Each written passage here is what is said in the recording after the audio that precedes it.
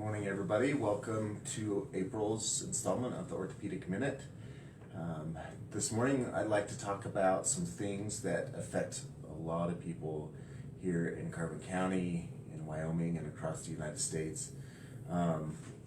So if you've ever woken up in the morning, the first step or two, you're really painful in your feet or your heel, or if after you rest for a little while and you get up in your first couple of steps, your feet really hurt, this is going to be the discussion for you.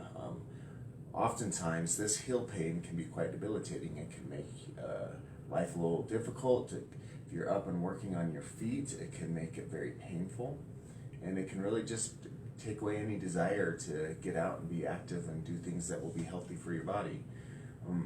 Most common, the pain that is associated with the heel, where it is worse first thing in the morning or after you've rested for a little while, is called plantar fasciitis. What the plantar fascia is it's almost like a thin membrane that goes from your heel of your foot on the bottom of your foot and extends towards the toes, to the ball of the foot. That fascia is a support system for the bottom side of your foot. A lot of people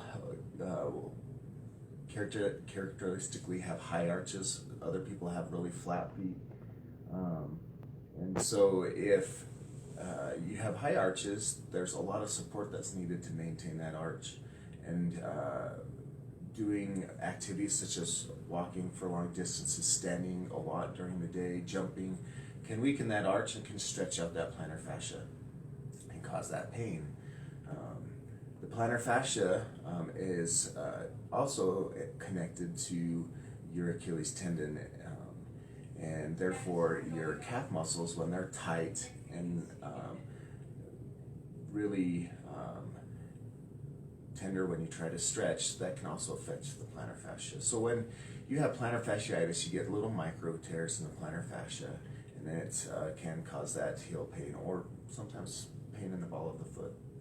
The best way to get rid of that is not any one thing. There are several things that have to be done all at once in order to make this get better. And so that's one of the things I wanted to discuss today. Because the plantar fascia is connected to your Achilles tendon and therefore your calf muscles, stretching those calf muscles actually can help quite a bit in helping reduce some heel pain or some pain in the ball of your foot. Other things that can help are icing the foot that hurts. A lot of people find they get relief by putting a bottle of water in the freezer and let it freeze, and then rolling your foot across that frozen water bottle. Other people find great relief by just using an ice pack and an ace wrap and putting it on your foot until the ice pack goes cold. I've actually had some patients that like filling a bucket full of water and putting ice in it and then soaking their foot in the ice water for 20 minutes. The reason why icing helps so much is because there's a lot of inflammation related to plantar fasciitis. And ice on the body is one of the best anti-inflammatories that we've got. That really helps reduce that inflammation.